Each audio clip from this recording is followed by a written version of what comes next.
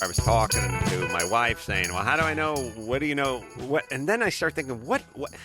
This thing, it's all, my kids are in the first grade, by the way, and it's every day, some event involving, and it's this thing where they go, we're involving the parents, but let's not involve the parents. It's called school. And the parents will go to work, and then you handle the... Why should the parents be involved in their kids' education?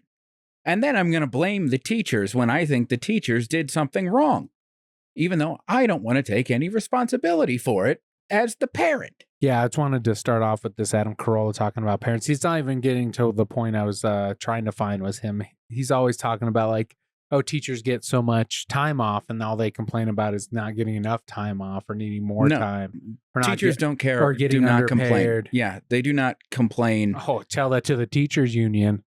Most teachers don't complain about not having enough time off. They complain about not getting paid enough and being expected to not only educate the kids, but care for the kids before and after school. Yeah, everyone knows that. Ethan Everhart, educator extraordinaire, as well as pretty good comedian. Oh, thank you. I didn't know we were recording. Oh, you didn't? No, I didn't. Well, yeah. We're not, actually. Fuck. Okay, hello, everybody.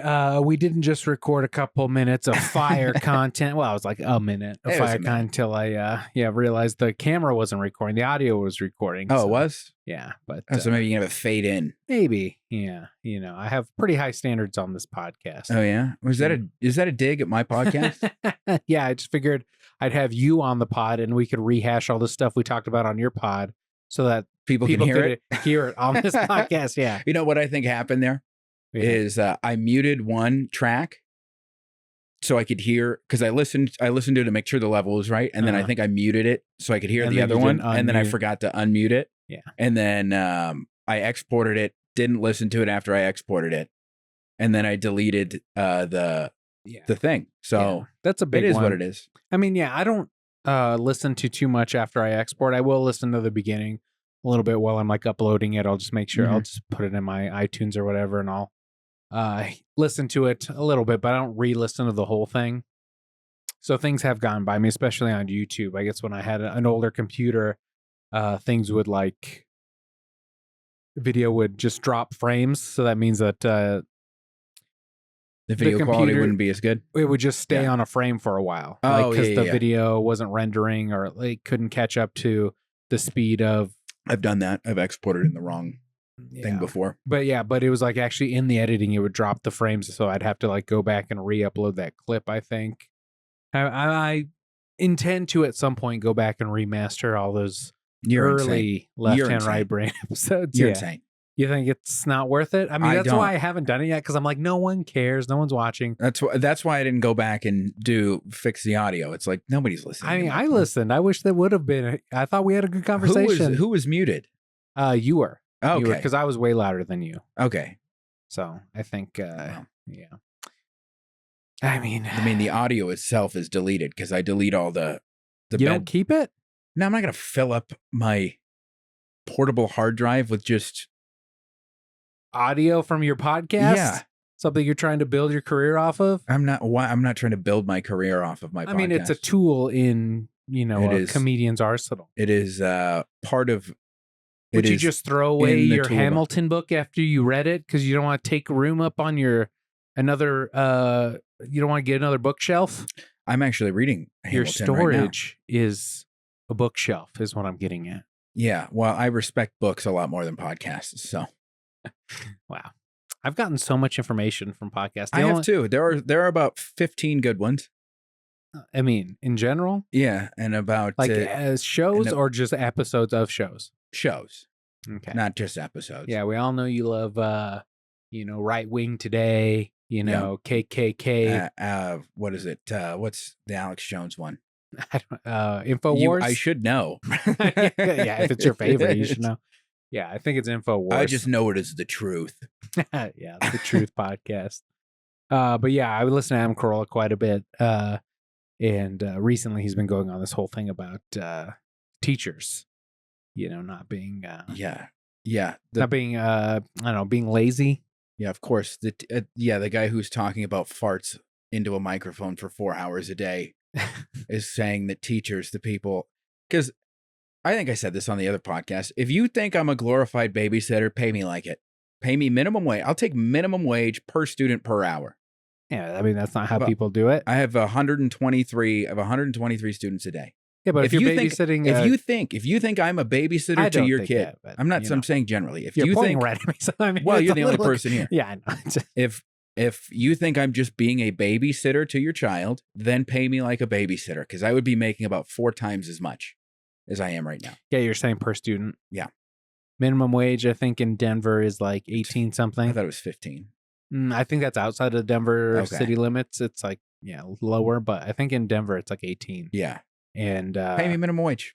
but I mean, if you're babysitting the Johnsons' 2 kids, you don't get paid per kid, you get paid per hour. Okay, then pay me a flat rate per student. Per day. Because they're still different families. It wouldn't be, okay. Interesting. Pay me Interesting Pay me logic. $100 a week per student. That's cheaper than any daycare. $100 a week. Yeah, $400 for a family. Yeah, a month. Yeah, but if they got 3 kids all going to the same school, that's still probably cheaper than It's still daycare, probably huh? cheaper. Yeah. Than daycare. If that's really what Do you think think. that'd be easier because you won't teach them anything? I'd still, well, that's all they think I'm doing is You wouldn't- babysitting anyway. I do the You exact same wouldn't, thing. Teach them to read or whatever you do. I would do the exact same thing. Treat me if you would pay. I'm not saying I'm going to act as a babysitter, but pay me like one if that's what you think I'm doing. You think it's, and do you think you have a different perspective on the lazy teacher thing because you work for a charter school? No. Because you're not part of the teachers union is all I'm getting at, right? No, I know plenty of teachers that are in the teachers union. It all kind of depends on the school, Okay. the school itself, and the administrators at the school. And that, And I don't believe for one second that Adam Carolla doesn't have his kids enrolled in a very expensive private school. So him Yeah, I don't complaining know about what this that would is be. just ridiculous. I don't know where his kids are going to school. Yeah. Yeah, he makes good money and has for many decades. Yeah. So his kids are not at Adams 12, the worst public school in Colorado, right down the street from my school. Okay. They're not going there. So is that the equivalent of like homeless people camping out in front of a high rise? It's like your school is the high rise and the public school is the homeless people. Oh, I mean, is in terms of, You're watching them not be able to read while you're reading. well, for example, like Sorry, I'm tired, man. I'm I sorry. am too. I got like 2 it's a hours of late sleep night, last night. Mike. Yeah. Yeah, what were you doing? I was stressing about having to move next month. Okay. But you're bragging about how you've done it so much because I brought up. No, I'm good at moving. Yeah. I'm stressed about the amount of money you have to spend to live in this overrated city. Okay. Well, I mean, I don't want you to leave, but I'm saying, you mean you're welcome to leave, I suppose. One day. Oh yeah, you want to go back to fucking I don't. Iowa or wherever do you're not. from? I do not. Is it Iowa? It is Iowa. I thought we were friends. I thought you knew who I was. Well, I recently had Ed Bell on, and I think he's from Iowa as well. He's from Cedar Rapids. Yeah, He's a city because slicker. I was like, am I thinking Ed Bell or am I Yeah. thinking? He's from the big city of Cedar Rapids. Gotcha. 200,000. He was also in a band. He moved here to be in a band, so you guys are actually got quite a lot in common. We're both friends with Ben and make fun of him incessantly as well. Oh, Ben Daly. Ben Daly. Yeah, Yeah. Ed can't not roast. I watched the last episode he did with Ben Daly. It was so funny. And Ed just It was nonstop. kept fucking It was very zinging good. him. It was very good. It was very funny. I was just like, damn, Ed. And then, we just did that French fry bracket, and Ed had some zingers for me as well. Ed is just a zing. That's great. Zing Also machine. very, very sweet guy. Really, I haven't seen it. He's I've a only sweet I've been on victim of too many zings. Too many zings. Well, that just means he likes you. Yeah, well, I mean that's what every bully says. Or he wants you to think that kill he myself. likes you because there was a camera, because he's a politician. Ed Bell's a politician. You heard it here first, folks. I can see that. You can Yep. see him running for office. Yep. He certainly has to be to get booked. It's not because he's world class at stand up. World class. Wow. He's very good. Yeah, he's good. Yeah, He's very, very good. He's good.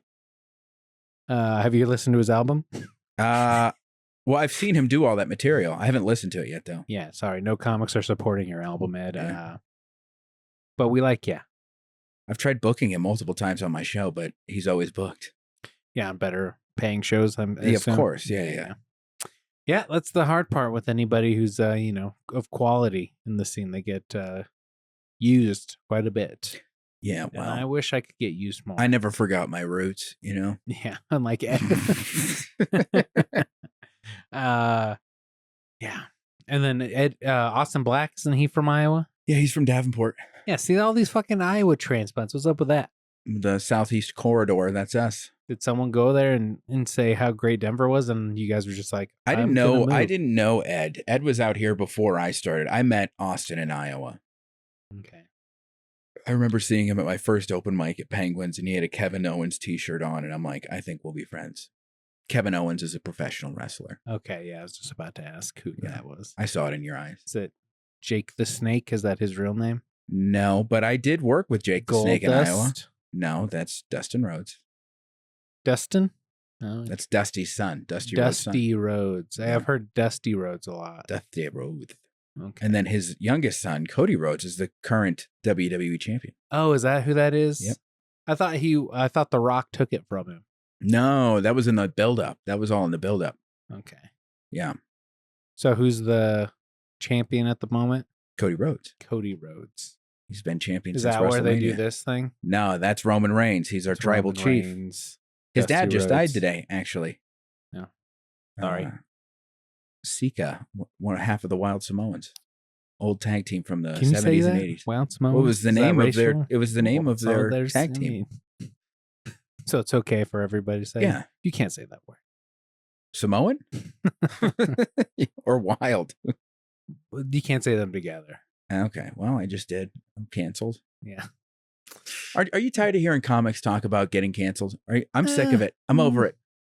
Yes and no. I guess I want the tea, but I also don't care about because it's you always being people who like Adam Carolla, and I don't know if Adam Carolla does this or not, but I mean people of his ilk stature, like his success, where they're trying to cancel old me. white guys.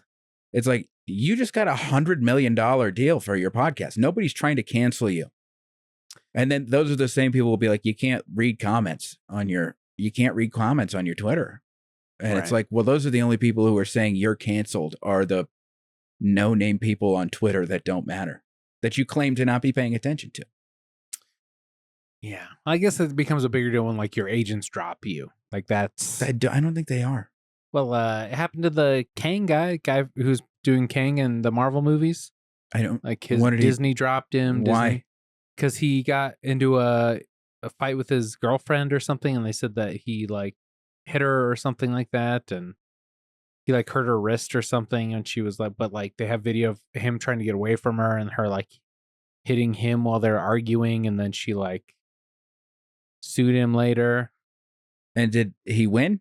No, he ended up losing, but it looked pretty good for him at first. Yeah, but there's like video evidence of it being bullshit. There's video evidence of him leaving the cab, but I guess there was like a history of violence that she was able to prove or something. So, okay, well, if it went through the courts, I don't know what to tell you.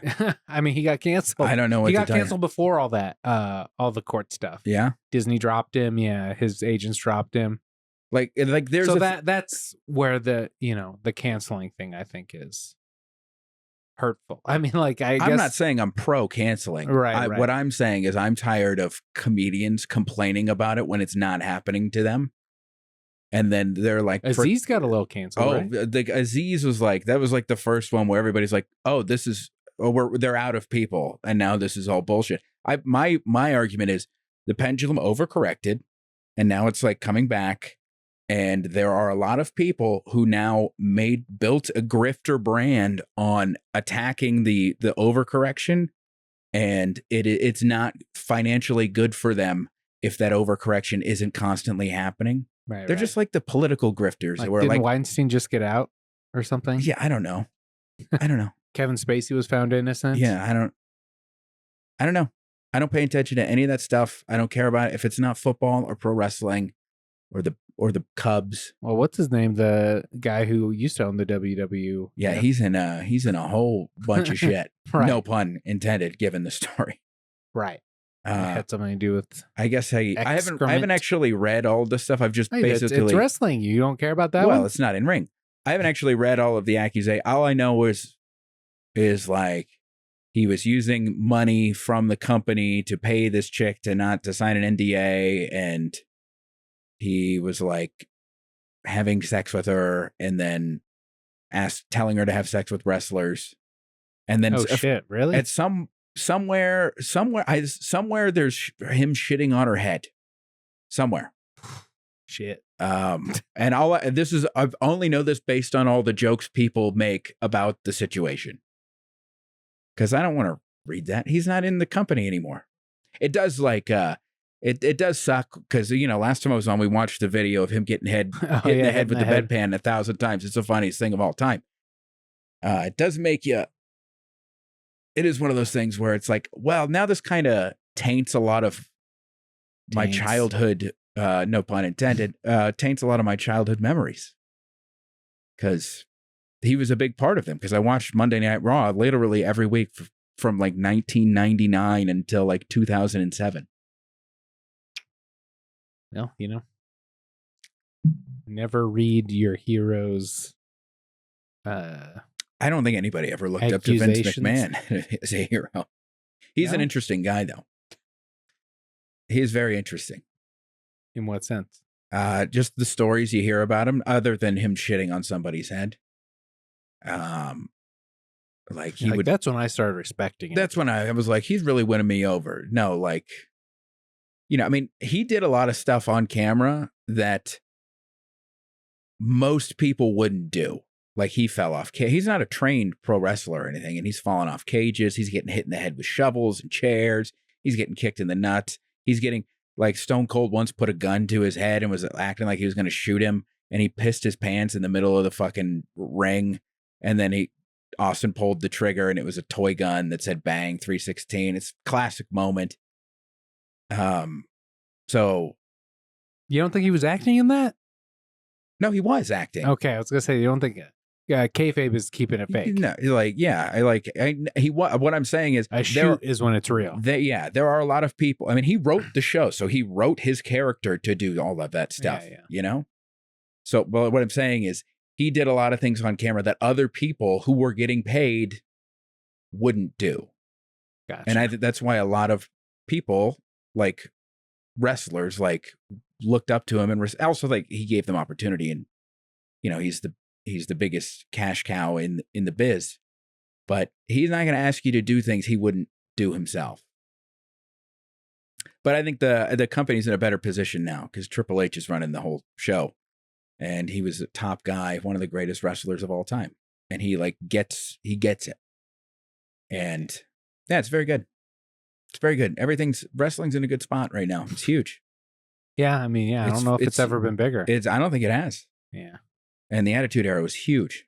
Right. I mean, here's how popular Stone Cold Steve Austin is. He's literally been retired since 2003, and he's still the second or third highest selling merch in the WWE. It's insane. Yeah, I mean, he's been on a lot of reality shows. They're buying WWE merch, Austin 316 shirts. Do you listen to his podcast at all? I have. I don't know if he still does it. No, probably not. Because I know he started doing something with the WWE Network where he'd do a special one with a wrestler every other month, or after a giant pay-per-view or something. But I think he's you should go back. Have you listened to his podcast? Way back when it first started, yeah, I listened to it. He has a really good 2-part episode with Bill Burr from 10 or 11 years ago. Oh, wow. It's 2 parts, huh? Yeah, it's they're both of them are an hour and a half. It's really, really, really good. What do they talk about? Pro wrestling and stand-up comedy and how they're very similar. Yeah, I did see Bill Burr over at the Belco Theater. Oh, how was it? It was good. It was good. Was it? I forgot he was going to be in town. I was scrolling through Instagram that night, and I saw it was a picture. I think it was David Rodriguez. Did he host? Was he on the show? No. I think he was there. Yeah, he was there. He was backstage because this was a picture from side stage. And it was Bill Burr. He was turned around. So the picture, you could only see the back of his head, and he was in a blue t-shirt and khakis. And I was just clicking through my Instagram stories real quick. And so I didn't see it, and I forgot he was in town. And I'm like, was that a fucking picture of me? And I go back and I'm like, oh no, that's the best living comedian. And that's certainly not me. The best. The Wow. best. Yeah. I mean, his stuff's pretty good. He talked a lot about, he got a little more vulnerable than I've ever seen him. Yeah. Yeah. He's talking about doing some shrooms, and that's got him to like face some things. Mm-hmm. I mean, he basically mentioned being like molested as a kid, kind of. He alluded to being touched as a kid, and that's like something that made him so angry. Yeah. Yeah. I mean, he kind of touches on it just like very quickly, and like in a bigger bit. Yeah. Yeah. But he's like, I don't want to fuck up my kids. Yeah. So like, I'm trying not to let him see me get mad. Yeah. So, but that's good to know. I saw him film the Red Rock special. That was the last time I saw him. yeah, that wasn't my favorite one. I don't know. I feel like when people do Red Rock, it's for them, not for the show, the audience. Yeah, it's not. It's a tougher. It's not conducive to comedy. Yeah, that venue is not conducive to comedy. I mean, the view from the stage has got to be insane. Yeah. That's got to be insane. So I think he also did one in like Texas that was like fairly quickly after like my favorite one, which is the Black and White special. Yeah, that's Walk Your Way Out, right? Which is I think that's I think Paper Tiger's his best one. Walk Your Way Out is the Texas one I was talking about. I like I'm Sorry You Feel That Way. Yeah, that's probably I would say that was my favorite. Yeah. Yeah, I went back and I listened to You People Are All the Same recently. And the dog bit's funny. I don't know. I felt like Paper Tiger was a little too preachy in the sense that like they're trying to be like going after woke people. Like he's trying to be like, fuck you woke cucks. But this was you snowflakes. Yeah, but that was before everybody was doing it. It was in like this was like 2019, 2020. 2019, yeah. Yeah. But I mean, I feel like cancel culture has been going on for a long time. Yeah, I mean, that's the other thing that annoys me, where they act like this is this was the height of all of that stuff. Like, but people like these like the Rogan types or whatever, they're like, this has just never happened before. It's like, you don't remember the PMRC? That was in the 80s, where they were explicitly going after heavy metal and rap music. Because they thought it was satanic and bad, when it really turned out they just don't like. They thought it was all gay and black people, and they wanted to stop it. So you think they're trying to cancel him? That's 100% what they were trying to do. Do the same thing, yeah. Dude. Like there was this woman in the 90s who tried suing Fox because of Married with Children. Was too cool because it was too vulgar. She was too hot. It was. I always thought the mom was attractive. Yeah, Christina Applegate is sexy as hell. Yeah. I guess like this, I always thought the mom was. I mean, Christina Applegate's sexy too, but I guess I thought maybe I had more of a shot with the mom. Peg. Yeah, I was like, I could get pegged by Peg Bundy. Yeah, but you. Man, everybody goes, you could never do that anymore. And but they always say it was like a movie that came out like 6 years ago. It's like, you can do all of that stuff. Married with Children is a show that wouldn't work. 90% of the jokes are Al talking about fat women putting on shoes. Yeah, I don't remember the show too much. He was a shoe salesman. I mean, look at that. Yeah, there you go. The young guy right there. He was a shoe salesman. She was a stay-at-home mom. She spent all of his money. My dad identified with this show so much because he was married to a redhead who would spend all of his money at the time this show was out. My mother and so your mom's a redhead? Yeah, Al Bundy was his hero. Al Bundy was my dad's hero because he gave the redhead some lip. Well, because I mean, the moral of the show was, this is a dysfunctional white trash family, but they love each other. Similar to Roseanne, even though I think the show is funnier than Roseanne. Yeah, I just remember the Frank Sinatra song being at the beginning. I'd be like, this doesn't fit the show to me. I thought it was such a weird juxtaposition. And they got the big the fountain. Yeah, but they used to play this on Fox a lot when I was a kid. Yeah, well, that's the channel it was on. But this chick was like cooking dinner for her kids one night, and Married with Children came on, and her 6-year-old son was watching it, and it was too vulgar, and she literally tried getting the show canceled. and it was like this huge deal, and everybody was just like, why didn't you just fucking change the channel, lady? You don't have to watch the show. Right, yeah. But the modern cancel stuff is this could be the case against democracy. This is what Alexander Hamilton was. He wasn't a big fan of democracy. You know who Alexander Hamilton is, right? yeah, I mean, I know who Lin-Manuel Miranda is, so Yeah. I know. You know who Hamilton. So Hamilton, he's founding father, and he believed in a limited democracy. He didn't, and everybody accused him of being a monarchist, thinking he wanted a king. But he saw the downside of democracy is if you give too many uneducated people too much power, they're gonna rule by mob and fuck shit up. And that's social media has given too many dumb people an overinflated sense of power. But it's also given a lot of people like good things voice have to happened. the voiceless. Yeah, I mean, like right? Harvey Weinstein going to jail and Cosby. Like, this is good. That's good. I think he might have just gotten been proven innocent. But he's or not going to something. fucking found innocent. They're not. He can't work anymore. I mean, it's his company, right? I don't fucking know. Everybody knows he's a fucking piece of shit, though. Is Harvey Weinstein alive? You remember when he was at the pictures of him in the courtroom, like with a cane, acting like he was a decrepit old man? Yeah, right there. Oh, he's a walker. That's even worse. However, the decision to overturn Weinstein's 2020 rape conviction doesn't mean Weinstein will be released from prison. So they have overturned it. They overturned one. Imprisoned because of the he was convicted in Los Angeles in 2022 of another rape sentence. Yeah, to 16 years. Okay, notorious good guy. Yeah, Harvey sorry. Weinstein. Yeah, I was listening to some podcasts and they made it sound like he got off. Yeah, you know. But yeah, not good guy. I'm not trying to defend him or say anything. But I think I'm all about consistency. I've noticed that particularly in terms of like social commentary and politics. I can't stand when people are inconsistent or they can't see the own flaw on they won't call out the flaw on their side, because I think that's the most detrimental thing to your argument is if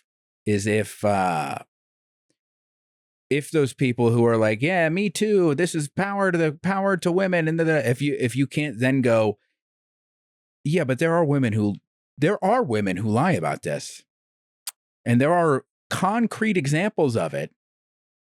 Chris Hardwick, Aziz Ansari, shining examples of it, where there's like dude, there was a fucking there was a college athlete who just got proven innocent. Well, he's not in college anymore. I mean, he got accused of rape at 19. This guy was going to like go and play in the NBA or the NFL. He got kicked off the team. He's been in legal battles since he was 19. He just got proven innocent. But he's fucked. But like he doesn't have a fucking point. career anymore because of, and it's like, nobody's saying that all women lie. But when you say, no, none do, it's like, how is anybody supposed to take you seriously if you're not going to call out this glaring bullshit on your own side? You see what I mean? It's an interesting take. I can see that. I mean, I feel like there's I want to say slippery slope, but I don't think that's the right word. I don't think it's slippery. I think it's policing. But I mean, if own, you're saying policing yourself. Oh, not all women or not all men, but I feel like that's taking away from the ones that do. I would say It's not calling out. I'd say not calling out the clear bullshit is that's what devalues everybody else. Interesting. I mean, I don't disagree. That's what I think. Yeah, I think that there's a valid. Especially when a lot of people are conditioned to not believe women, kind of be suspicious. You know what I mean? We all know those types of guys who are like, oh, I don't fucking trust women. And then when they have that shining example, they go, well, I'm not going to fucking believe any of them. Oh, okay. You know what I mean? Because they know one woman who lied. Then Yeah, there's yeah, like, okay, exactly. Yeah.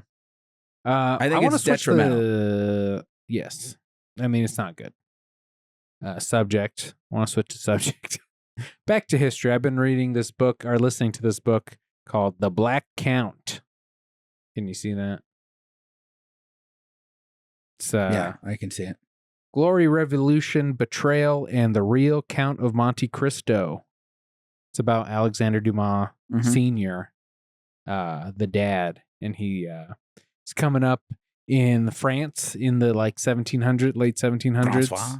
Yeah, and it's a lot of interesting stuff I heard about. You know, they're talking about how France was a big part of the American Revolution. They're the only reason we won. That's something I don't want to admit, but I guess they did do quite a bit. We fucking paid them back.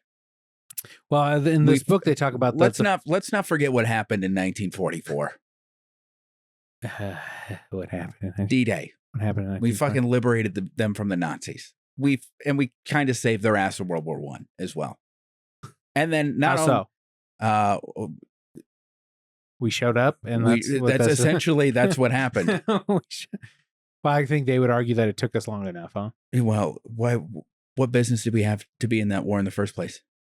I mean, I think we could, we had our fingers in a lot of pies, Okay, what business did we have being in that war? I mean, world conflict. We were probably had nothing to do with us though. The World War I? Yeah.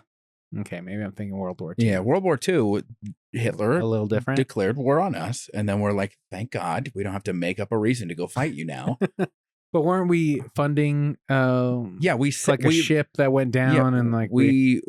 Am I thinking World War I? You're thinking of Lusitania in World War I. Yeah. Wasn't that isn't that kind of shady though? Wasn't that like Yeah, it was. We were like supplying weapons. Yeah, but we also that was a passenger line. That also probably had some weapons. Sure, but it was a passenger line. And so not everybody on it was shipping weapons. Except they were, but unknowingly. Yeah. And the Germans had like signed a treaty to not have unrestricted submarine warfare. Yeah, it's interesting. I mean, we not only did we help defeat the Nazis, we then spent our own money to rebuild that whole fucking continent after the war. Let's also not forget that. We did? Well. Yeah. I was just over there, and it's pretty nice. Yeah. You're fucking welcome. Yeah, we're the one keeping the Colosseum up. Yeah. Interesting. Let's not forget, you guys are all in NATO. And who's the big daddy of NATO? Italy. No. Okay. Us, baby. Ukraine. No. Okay. Right. So we've paid the French back many times over. At this point, we hadn't yet, in the point of the book. And they're just talking about how France had like a love-hate relationship with America. How like they wanted to model their own revolution kind of after us, but they didn't want to admit that. They still don't. Yeah. Dude, like when you go through your history classes in college, when you take Western Civ, the modern history begins with the French Revolution, which is in 1792. Yeah, that's when all this happened. And it's like, well, the American Revolution happened 13 years before. And the French helped us with that. Yeah, so they took. So how's that not the beginning of, not to be fucking look at America's the best, but it couldn't be more clear that the two things are related. King Louis is like, yeah, fuck the British. I'll send all these guys over to fight in this war, and then all these soldiers come back and go, wait, so they have their own. They're going to run the government themselves and not be beholden to a king. That sounds pretty fucking cool. Yeah. Yeah, and it's weird because like the king was like for it in a way, like he tried. Yeah, that's a whole like, thing. Yeah, he was like trying to be diplomatic in a sense, and then they just chopped his head off. Yeah, he gave him too much rope to hang himself with. Basically, he gave them all the rope they need to. Yeah, the French Revolution. I don't want this. I don't want people to think I'm some fucking flag hugging fucking right wing guy. That's another thing. I think the left just pretending that being patriotic and liking America is right wing it's clinically fucking insane. Right. Yeah. Did you know that I was trying to take back the word nationalist for a little while? I think I remember you saying that. Yeah. It didn't work out. I'm Gave not it up I'm not a immediately. nationalist by Okay. any stretch. I mean, you look like it. I sure do. I mean, Present you're that way. if you watch the YouTube of this podcast, me wearing this hat Yeah. and you with your face, you're gonna be like right-wing podcast all day. Yeah. Like, but the American Revolution Was dope. was. I'm for it. I'm for it. I'm definitely for it.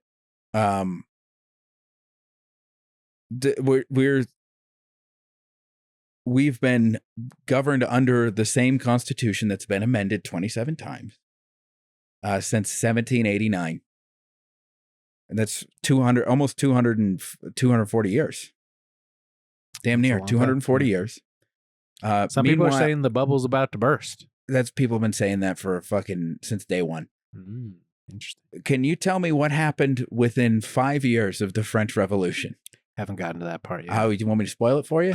Napoleon comes. Bingo. That's Yeah, exactly what happens. Yeah, because he just kind of He just showed up on the scene. He's in well, Egypt. they talk about, but the Dumas, Alexander Yeah. Dumas, his dad was this huge black Cock. yeah, cock in the basically. I mean, he was like he worked his way up in the military very quickly, Yeah. and he was just like this super big, imposing figure, and so he like pisses off Napoleon because he won't like give him some guns or something he Yeah. wants from the army because he works his up to like brigadier general at this point, and Napoleon's still working his way up in a different branch or whatever. Yeah. But yeah, they just mentioned him getting on Napoleon's bad side. Okay. And Napoleon ends up like fucking him over in some way, shape, of or form, course. taking He his rank and becomes stuff. the emperor. Yeah. Yeah. And he doesn't like that, people are taller than him or whatever. Yeah. And I mean, it's just very interesting. And like, this is where, he took a lot of the inspiration for the Count of Monte Cristo and the Three Musketeers from all like the stuff about his dad. He did love his dad. Like, he idolized his dad, basically. And that's when he wrote all those books. I didn't know Dumas was black. I didn't know that. Yeah. Yeah. He's born in Haiti, half black, half French. Oh, okay. Haiti? Okay. Haiti, I think is how they pronounce How it. did he get to? So was his dad born in Haiti? His dad was white, and I think they had Dumas. Dumas' great grandfather Okay. was white or French in Haiti, had a sugar plantation, runs away with the slave. Runs away? Yeah, because he's like the oldest. Yeah, he's like the oldest of this family. He runs away with one. Yeah, it's very interesting. It is. It's a little. I mean, a lot of it's just talking about like slavery in France. Yeah. But yeah, so that's the other thing. I love Europe. I do. It's gorgeous. I want to visit so bad. I can't stand. I mean, this comes with being number one. This is what happens when you're the number one country. USA. When Europeans talk about American relationship to race, it's like, you guys don't have any fucking room to talk. You invented all this stuff. Yeah. And then shipped it over here. Like all of those countries had slaves. Yeah. The more I learn about. They just didn't have them in Europe. They had them in their colonies in these other places. Yeah. That's the only difference. Yeah. I mean, the more I learn about like I've been learning a lot more about my Portuguese heritage. And the more I learn about Portugal, it's like they were really the tip of the spear with the African slave trade. Yeah. They're the closest to Africa. Yeah. Yeah. I mean, and their, Navy was pretty. Because they're right along the Iberian coastline. Yeah. Sorry about that. Yeah. So Europe, where's the camera? Right there. Europe, fucking get over yourself. Get over yourself. All right. You're no fucking better than us. Right? Yeah. I mean, a lot of it was our like football's way fucking cooler. Yeah, I think so too. It's way fucking cooler.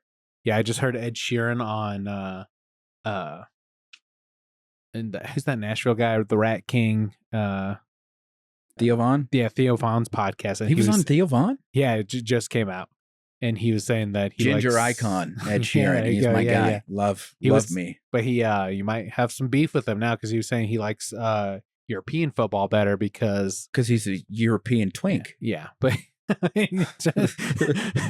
Reddit icon, European twink. Hey, once you denigrate the great game of football, all bets are off, baby. Yeah, he's saying he likes the Titans, but he's saying they're always kind of mid, and he doesn't like that. If you're a bad team, you does he live in Nashville now? No, Ed Sheeran, no. He just was. I guess that's where he met his wife.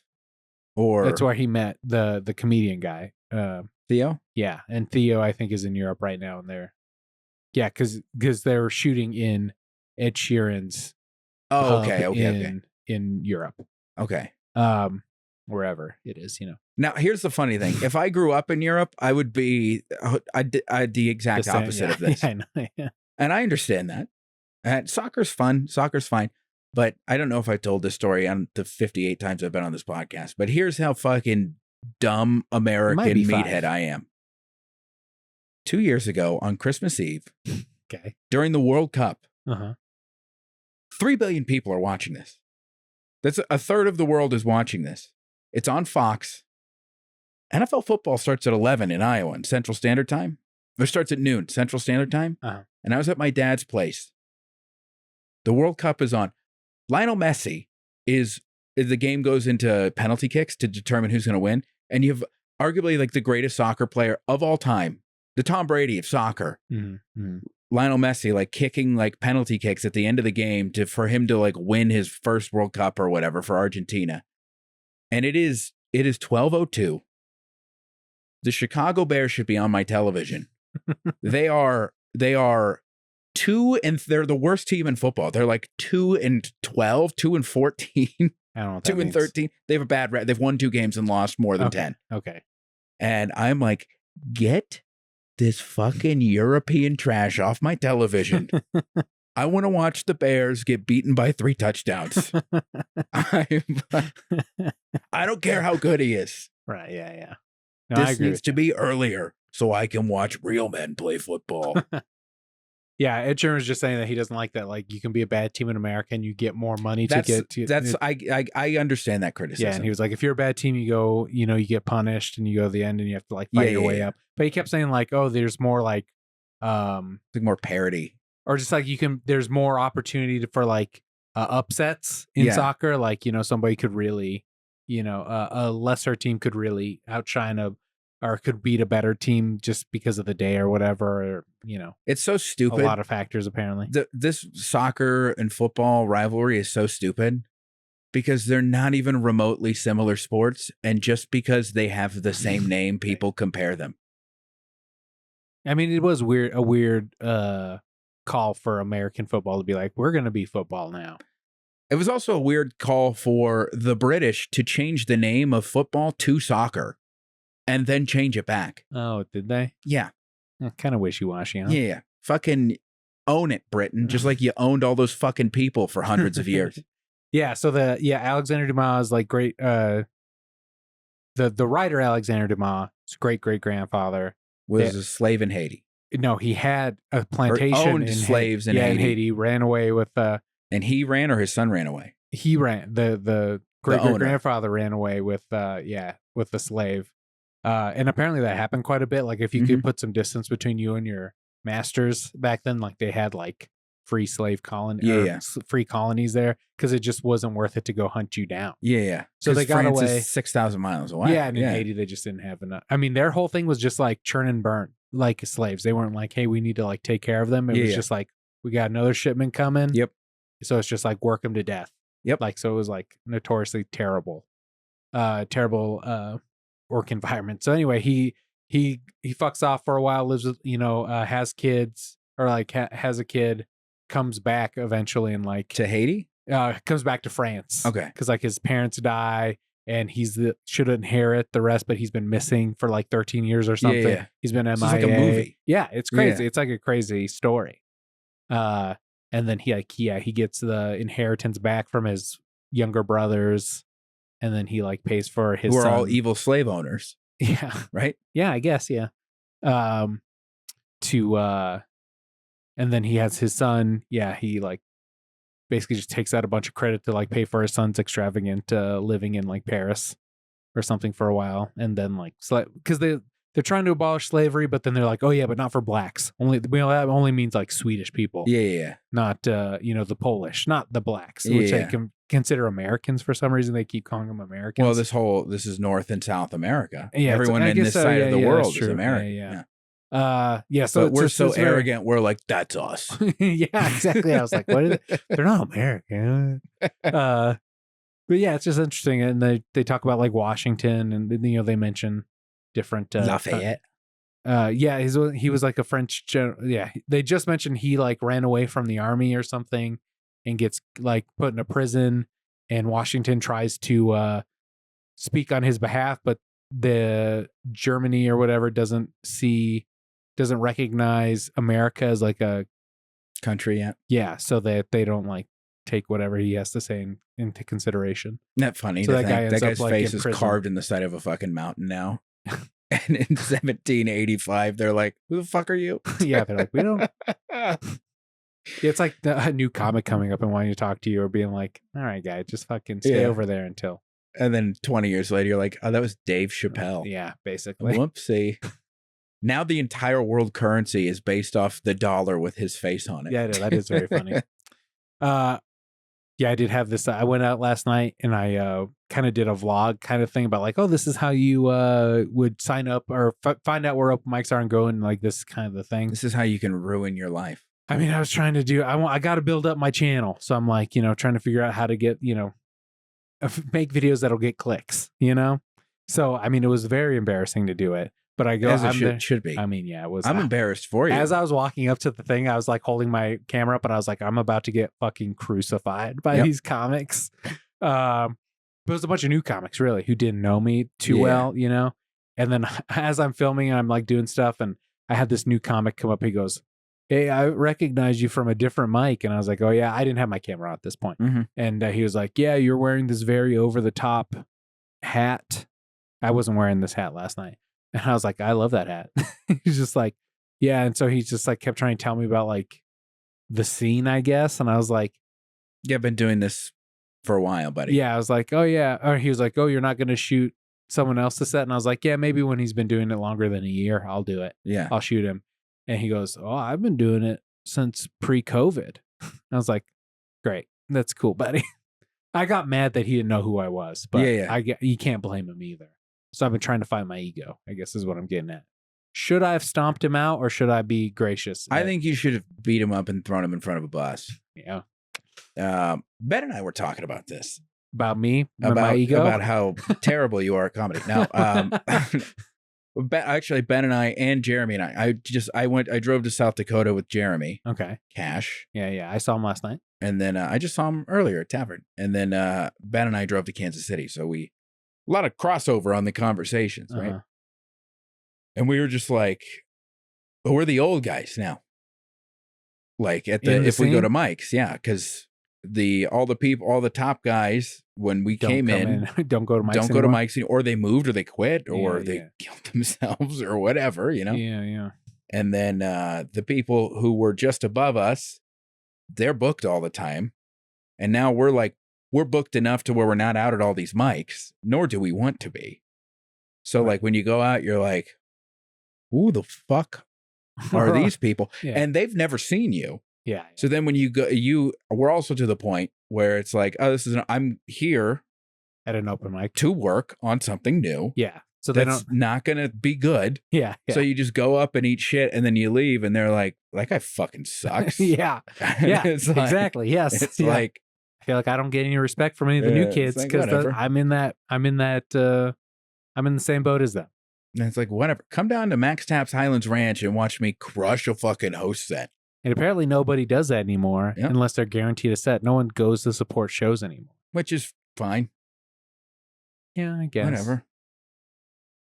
Yeah. Go right ahead and don't support my show. Then I don't feel obliged to give you a spot. I don't mind. So if you do something as bold as showing up to an Ethan Everhart show, you're gonna he feels obliged to on a certain level. Interesting. Do you feel that way when you run shows? No, I actually was just thinking about like sometimes younger comics would pop up at my Comedy Save the Video Star show and just kind of hang out. That's different. But yeah, because mine's like a book thing where you do stuff. So it's like, I can't give you a spot. That's why at Jokes and Jams, I didn't feel bad about it at all. Yeah, there's no such thing as like a guest spot on this show. But also like all my shows are fucking way out of downtown, which is the only place anybody ever goes anyway. So like any local comics. Yeah, like. But I think that's smart. I mean, you're going where, people want comedy, people will pay for it. You would think. You would think. Well, I mean, your fortunes have risen and fallen quite a bit. I think I'm going to turn Rickley into an open mic. Okay, interesting. Just do a Wednesday. Yeah, host a Wednesday open mic, 7 to 9. Yeah, because anybody who hasn't listened to or watched all the Ethan Everhart episodes, have you he'll done talk a about deep all the dive? shows he's gone into, all the shows he's got going. He's the kingpin of Denver comedy. And then it's the next episode, I have nothing. I have nothing. Yeah, literally, they all canceled on him in 1 month. Yep. But then it's like the same venue is like, nope, let's redo it again. Let's redo it. Let's try it again. Yeah, so it's been, you keep going back to this abusive relationship with this guy, this venue owner. Not Max Taps. Yeah, because that guy canceled one of the shows. Yeah, well, he canceled Jokes and Jams. Yeah. And then, but I had already had the other venue. He wanted to do the comedy show there. Yeah, so just like and so when we did the show, when we did the standard show, it was so good, and so many people have shown up to it. He's like, "Well, what if we tried just a comedy show at the other place?" Yeah, and does he come to every show? He comes to every Highlands Ranch show. Yeah, and those that's are not like weird for you, or you guys have a good relationship? Oh, we have a good relationship. Okay, well that's yeah, it's fine. Because my first thought was the last time I saw him there was like he's like keeping tabs on you, like I want to see if this guy's worth it in a way or something. No, they're making so much money off all the booze and food that people buy there because of that show. Oh, well, there you go. That's I should honestly ask him for more money because I know he's making way more than what he's paying me. So for sure, they always are. Huh? Oh yeah, which is fine. I'm not trying to make him break even or anything like that. So why not? Because I would like his business to stay in business so I can keep doing my comedy show there. So you think if you ask him for more money, it's going to ruin his business? No, I'm not saying that's not. I don't want to ask for more money in the middle of the summer because I know that's when attendance is probably going to be lowest. No way. Middle of the summer, he's probably making way more money. Not off my show, though. Oh, interesting. Also, what I'm saying is I don't want to be like, you need to give me $900. I would never do that. You know what I mean? Yeah, because you don't feel you're worth it. I also hate that's not sustainable from a business standpoint for him. I mean, if you're bringing in enough money, I'm not bringing in $900 worth. Okay, well, you know what I mean. Well, yeah, okay. I thought it was like Ethan came in and asked me for a drink, and I was like, "You want a glass?" He goes, "I wouldn't dirty a dish." Yeah, I don't want to dirty a dish. I was like, "That's a deeper issue about your self-worth." All right, the drink is in a fucking can. Okay. Yeah, but that's not what you said. You said what it sounded like to me is like you don't think you're worth me doing a dish for you. No, it's saying I don't want you to have to clean a dish that doesn't need to be cleaned because it comes in a can and you're not worth me. And this was in the refrigerator. If this were piss warm, I would say yes, give me a cup with ice.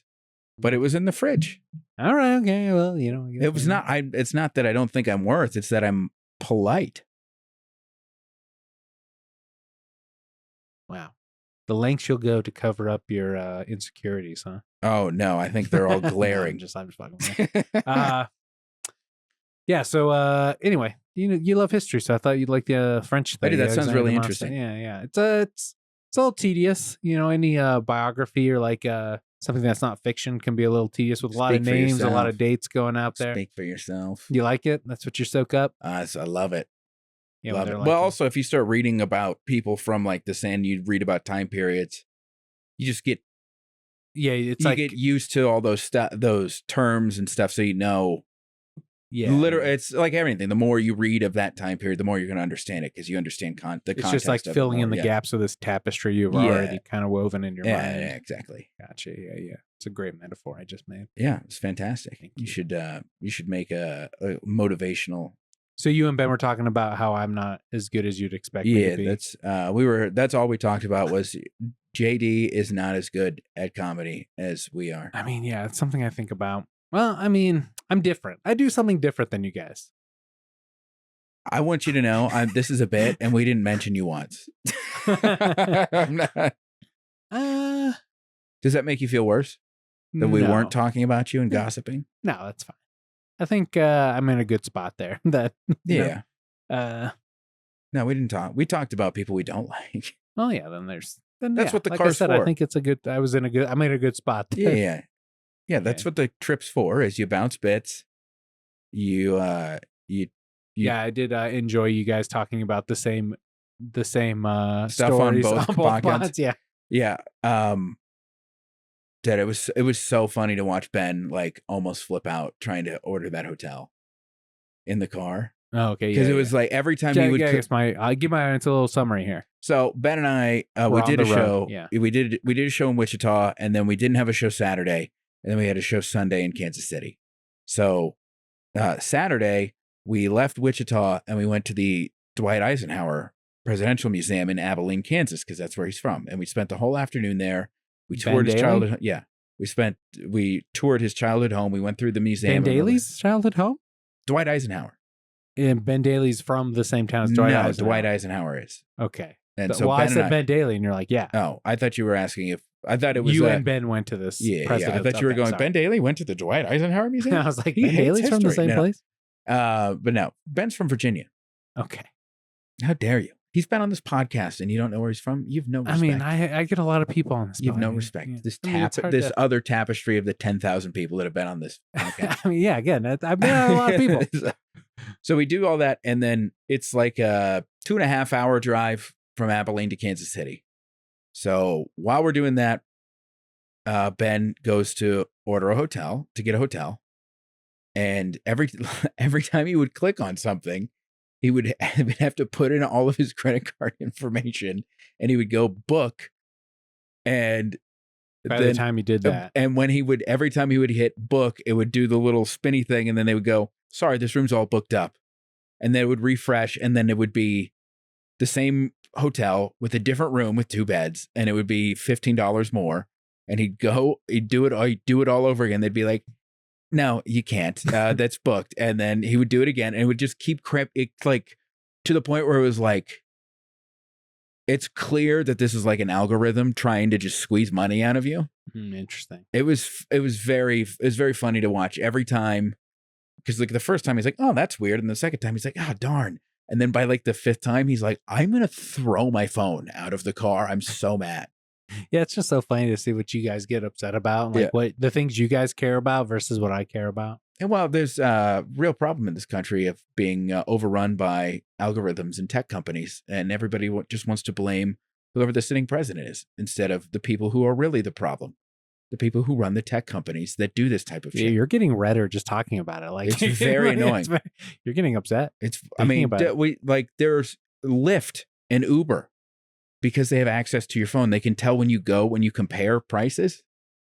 So when you click on the Lyft app, if you click on it first, the Uber app is going to be different. And then if the Lyft app knows you're going back and forth, it's going to... I only have the Lyft app. I wouldn't do that. I'm loyal to Lyft. They all have access to your phone and all of your information. And they take all of your... That's what the cookies are. So they know exactly what you're doing, so they can adjust things in real time so they can make the most amount of money. This isn't a conspiracy theory. I don't think it. I mean, designed obsolescence, I think, should be illegal. I just have Lyft, though. So that was just an example. And if Uber and Lyft are doing it, all of and the I other ones only are have doing it. Apple products. So That's because Apple is the best. Is an evil, evil, evil company. I like their phones. I hate everything about them. I hate everything about them. We gotta put a pin in that. I gotta pee. All right, I'll be right back. All right. Sorry, dude. You should get me another LaCroix. Sure. Yeah, I've just been fucking dancing around here. Are you going to edit this out, or can I talk to myself? I mean, if you want to. All right. Are you going to listen to the whole thing?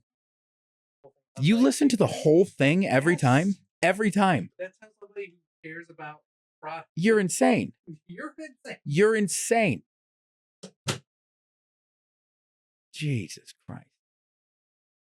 Yeah, Steve Jobs is a fucking douchebag jerk off who he fucking, everybody thinks he's so fucking smart. The dude was so far up his own ass. He had treatable cancer, and he was like, "Oh, I'm not going to take chemo. I'm going to do a holistic thing." And he died early and left his kids behind. And everybody thinks he's this fucking visionary because he took all these ideas from other people and he wore a stupid fucking turtleneck.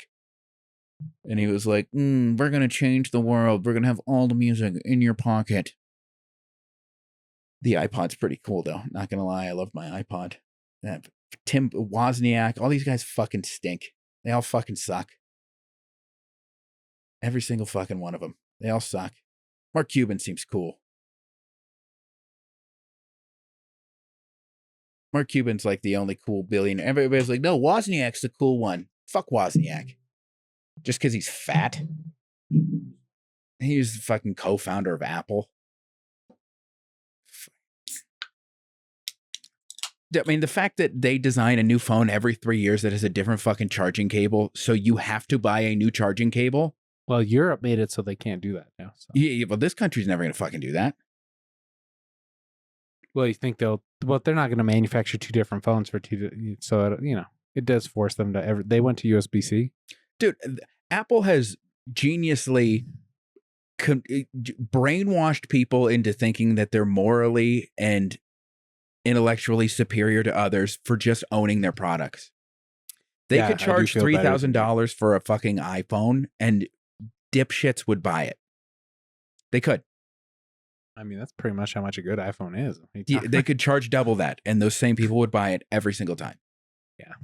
They're really nice. Because they're like, you have a Samsung Yeah, here? but you don't have one. So I mean, no, I have a Google Pixel now. But I had to get a new phone. Yeah. I remember listening to that on your pod. Oh, yeah? Yeah, I wonder if it hurts me knowing too much about you on the pod. Does it? Well, I mean, it doesn't help these conversations. I'm like, yeah, I heard that on the pod. Well, you could get more out of me because a lot of that is just me going, yeah, I did this and it was fucking. Did you finish the Dark Tower series? I haven't yet. No. Yeah, because I'm still on book 3. About fucking I'm still on presidents. book 3. Yeah. I've just been. I think that might be the hardest one to get through. Well, I've just been in the car with other people, so I'm not gonna make Ben listen to the Dark Tower. Maybe he might get into it. Maybe he'll be into something cool for once. He's gonna have no idea what's going on because there's so much context around all that. Sure. That you but need I mean, to if know. a good story might grab him, and then he'll be, He'll be like, why is listening. this clearly white narrator saying the N-word so much in this book? They don't say it. I guess he does. Oh, when he's playing Dead or Walker, the guy definitely does. Yeah. Well, that's art. I'm not making a moral judge. Sure, they're going to do a full cast recording of the Harry Potter books for audio with Emma and. I don't know if they're going to come back. I think they're distancing themselves from JK. So what do you mean by the whole cast then? Well, they'll get actors to play those parts, and they're going to be different than the actors who did those. Oh, okay. But it'll be a full cast of people. Okay, instead of just one person reading it. Okay. Well, I don't care. Okay, well, unless it's Daniel Radcliffe and you're not going to listen to the full cast recording. No, it's just a different way to ingest something you love. Yeah, but I don't. And get another. I don't know how much it costs to buy all those audiobooks. Yeah, but I don't know. It's gonna be hard to hear anybody else's Snape. But it's hard. Fun. It's hard. It's hard for you. Like I can't. Really that's. I think most people with this new series that's going to be coming out on HBO, that's going to be most people's hang up. Is Snape? Not Harry Potter. Not Harry. Interesting. I don't think. I mean, that's going to be tough seeing somebody else play that, but I think Snape is. I mean, he was Brickman was so perfect. Yeah, he was great. Really was perfect. Yeah, it'll be interesting to hear. I hope they don't just try and do impressions of the actors. Yeah, that's the other thing. I hope they don't try. I mean, in the audio recording, because like Andy Serkis does Lord of the Rings, and I feel like he does an impression of all the actors. Yeah, and it's from the movie, and it's hey, especially if it's a really good movie like Harry Potter or Lord of the Rings that's done so well. I mean, it's hard not to. Yeah, I'm not gonna go crazy over it if it does. I mean, I'll still listen. I'll still buy them. Did you listen to how was Stephen? I don't have the Stephen Fry version. I haven't started yet. Because usually I listen to them around Christmas. So yeah, that's usually when they're on ABC Family all the time. Oh yeah, all the movies. Yeah, but I usually listen to the books, and I've been slowly using my credits to buy those books. So I have until I have all 7. I've amassed 3 more credits, and I think I can get all of the Strike books. Ooh, now. Yeah, those are fun. I think I've got the first 4. Yeah, I really enjoy those as well. I'm gonna do those after I finish Dark Tower in 12 months. So anyway, fucking Steve Jobs sucks. Sure, I hate him. That's where you cut. Yeah. Whew, You got a lot of work to do on this one, buddy. yeah, it'll be a little bit of a jigsaw. But I think that's when somebody cares about what they do, or putting out a quality product. I do a little more than just listen to the whole episode, Ethan. Well, here's the thing. When I do my pod, as You I'm don't care going about through it, as we're doing it, I'm logging in my brain anything I think that's going to need to get cut or bleeped. And if I think it needs to get cut or bleeped, I will go back and I'll do it. Mm-hmm. Usually I don't cut anything unless I think it's going to be really bad for the person who said something. Yeah, but then also you want to go back and make sure levels are good. I used to cut out long pauses. I used to do way more shit where I'd cut out ums. Yeah, I'm not doing that. I mean, that was a little much. That's too I don't much. do that as much anymore. But I'll cut out long pauses or segments that didn't really go anywhere. Sometimes, not all the time. See, I take the segments that everybody hates and I put them in a supercut. I have the first Tin Cog Squish. I have the supercut. It's an hour and 15. Joe's actually animating it for me. He's doing pictures of the stuff I'm describing. They're very, very silly. I mean, do you notice that I like your episodes when you put them out? Like, I actually give it a like. I smash that like button. You like and subscribe? Yeah, I have. Do you notice any of that? Have you ever looked? No. I do the same thing for Ben. I and don't. You guys haven't reciprocated. Not once. I pay more attention to Spotify because it's less work to get to the stats page. And I don't listen to things on Spotify. I watch it on YouTube. Well, I think watching a podcast is mental illness. Tell that to the billions of people who do it. I think those people are insane, and you should be listening to it. It's an auditory medium. Well, I mean, it's obviously not. I think it's weird to just sit and go, I want to watch these people talk. Would you be like, why would I watch a football game instead of just listening to it on the radio? Because it's the guy's describing what happened. Because there's action. There's action on this, baby. You're drinking the LaCroix. You're burping. I mean, some people like to see a visual. I think it's insane. Because the way I listen to podcasts is I listen to them while I'm doing something else. Yeah, me too. I still do that. I'm not going to sit there and watch. I mean, I'm not necessarily watching you every second, but if I'm taking a shower, usually I put your pot on in the morning and I have a little, I have this little box that has like a see-through, like kind of membrane that keeps it waterproof, but you can see what's happening on the screen. You should invest in one of those. It's great. No. Okay. Well, I don't, then you could watch my pod in the shower. How do you feel about the live podcast? I think it changes the dynamic of what the pod is. And if the pod didn't start as a live thing, I think that usually you start playing more to the audience that's there, which I totally get and I've done before. And it just isn't what I listened to the pod for at the beginning. So I tend to stay away from most live shows. Yeah. I'll be honest. I think wanting to go to a live podcast is mental illness more than watching. I mean, High Plains had those as like headliners. It's insane. I think it's clinically insane. Why? You see the people you like do stuff. Just to see your favorite stand-up comedian sitting at a desk talking to somebody. Still making jokes is no different than seeing them do comedy. It's like saying listening to the album is better than going to see him live. There's a lively aspect. It's a lively art. And there's a theater book I have called This is an art. I think it can be at certain times. You could say the same thing about comedy. Some of it's not. Some of it is. I'm of the opinion that I think I'm more of the norm. I think a great conversation can be art. Yeah. All right. Well, yeah, I'm not saying all of these are, but that's what I'm talking about. Comedy. I think it can be art, but it's more of a craft.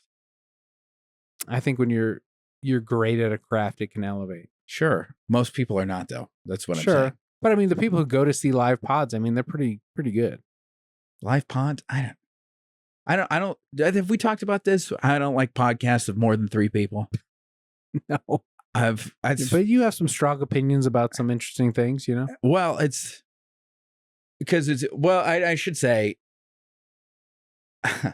I'm such a moody shithead because I usually listen to podcasts with comedians. And if you get fucking 4 comedians on a panel, they're just fucking screaming over each other, trying to get the fucking next joke in. And it's too disjointed. It's annoying. I think Tuesdays with Stories probably has the best live shows. Yeah. That Harry Potter reread podcast I was telling you about through the Gryffindor, they recently started doing live pods, and I hate that they're doing it. Also, I should say, let me also preface all this. If you have a successful podcast and people are willing to give you lots of money to watch you do that, exactly you should do that. Yeah. You should. I'm not saying. Yeah, I totally get why they're doing it. I get why they do it. I just question. Yeah, they're selling out theaters. Yeah, to talk about Harry Potter. But I want that intimate experience of them just talking to each other. Like, that's what I want. Like this cozy thing. And now it's like, I don't know. I don't like the audience kind of thing. Yeah, the Tuesdays with Stories live ones are usually funny. They're pretty good. I went and saw Kevin Smith live, and I didn't like that the Kevin Smith fans are all kind of just like Kevin Smith. Yeah, they're all different versions of Kevin Smith. They're like multiverse versions of him. And I didn't like that I was one of them. I was like, I'm not this. You became self-aware. I was just like, I don't like it. But I'm also, here's why I'm also just a moody bitch. If there are, I hate when I don't like YouTube comedy. Do you know what I mean? This is where everyone's putting other stand-up comedy shows out. But no, there's like I don't mean like stand-up on YouTube. I mean very specific. I'm a YouTuber, and I say something, and then I supercut to me with my face sideways, and I say, that was awkward, and then they show like a picture of Caesar or whatever, and then go, Whap! You know what I mean? So you don't like reels? Like I can't explain it very well. I don't like reaction videos. I feel like there are 5 like good reaction. Have you ever watched Lost in Vegas? I feel like we've talked about this. Lost in Vegas. There are these two black guys in Las Vegas who like grew up listening to R&B and rap, and so they listen. They have their crowd like send in like famous rock songs. And metal songs, and they will like listen to these whole songs, and then they will like critique, and they're really, really into music. It's very, very good. So it's cool. It's cool to see them because they like break the song down and stuff. Shit sounds so incredible to me. I want to get back to the song. This is them. So they're reacting to Come Together. Yeah, I don't know why. I don't know why. So that's fun. I mean, these guys are great, and because I think the reaction video, I get it. It's fun watching somebody experience something for the first time. Yeah, it's something you love. It's like experiencing that in a different way. I hate, and these guys don't overreact, which is what the reaction YouTube turned into, is people going, just trying to get it's fucking stupid. They're just like, they'll be like, I don't like this song, or I don't like this sound. This song's okay. It's probably not going to get in my playlist because this, that, and whatever. They'll break down the lyrics. This is what I think it means. That sounds cool. It's they're like, they know music. It's not just somebody going, this, that, and what. You know what? Do you know what I mean? It's authentic. There's That's something I you guess can relate I'm just to. going. Just being a really long-winded asshole. Like they're genuinely authentic about it. Yeah. And but they're not. This isn't what I was talking about with YouTube comedy. You like this? I don't mind reaction video. I watched because I wanted to cry. You ever have one of those where you're just like, I want to cry for 30 minutes? I watched a compilation of people who would, because they would like live stream them watching Harry Potter for the first time. So this was a compilation of people finding out that Snape was the good guy. Okay. Watching Snape's memory. I watched like a 35-minute compilation of it and just bawled my eyes out in my bed one night. It was awesome. Yeah. It's good. It's good to clean out the pipes. For sure. I mean, the fact that I could just tell my dad I love him, but I would rather do this. Dammed up for a while and you gotta release the dam. I cry all the time. It's embarrassing. Okay, that's good. Yeah. I do at movies. We recently went and saw Inside Out 2, and the first one really got me. The first one just fucking really hit me, and this one got me welled up a couple times. Like right at the beginning, like she's just playing hockey with her team, and they're like supporting each other, and I'm just like, oh god, yeah, yeah. I was like, I wish I had that. It's weird. I've like gotten more emotional as I got older because I've always been like, I think most people do. I've like always been kind of like a crier, but like I'll just like feel myself like tearing up, like at random stuff. Has a kid you're teaching ever made you cry? No. Well, once almost. There's this kid. He came up. I was teaching 4th grade, and we were out at recess. And he came up to me, and he jumped, and he gave me a big hug. He's like, "Mr. E, you should date my mom, so then you can be my dad." And I'm like, "Oh, God." There's so much packed into that sentence. Yeah, there's a lot there. Ugh. Raise your standards, kid. Broke my fucking heart. Yeah, you fucking don't realize how much of a head case I am because I can. It's like, well, you should watch my podcast. That's the next best thing to me being your dad is watching my thing on YouTube. Watch me bitch about rent prices in Denver for 35 minutes. Just like your dad would. If I was your dad, it'd be like this. I asked my dad for Father's Day. I'm like, hey, do you want to go to a Bears game? Because I don't want to give them money. So my loophole is to go to an away game, so the money goes to the other team, right? Oh, okay, I thought you didn't want to give your dad money. I was like, no, who gives their parents money for like that's a present? No, I don't want to give the McCaskey family. $20, Dad. Happy birthday! Like, so the Bears are playing the Texans like week 4, and it's the Sunday night game. That's a big one. It's a Sunday night game. We got a brand new quarterback. The Texans look like world beaters. It's gonna be a good game. It's gonna fucking flash back to this in 6 months. We're gonna get beat by 75 points. But with like there's a lot of star power in this game. You haven't gone to the game yet. And no, this is in September. Okay. And but you bought these tickets for your dad. No. Tickets were cheaper than they would be in Chicago. And so I text my dad because I don't want to spend $200 or whatever, $400 on 2 tickets. I'm like, hey, would you want to go to see the Bears in September, the Sunday night game against Houston? And he's like, I don't know. I'm like, all you'd have to do is get a flight to Houston. I'm going to try and get shows that weekend. So I'll have like a hotel or an Airbnb or whatever. And then we can fly out Monday morning. And he's like, Houston?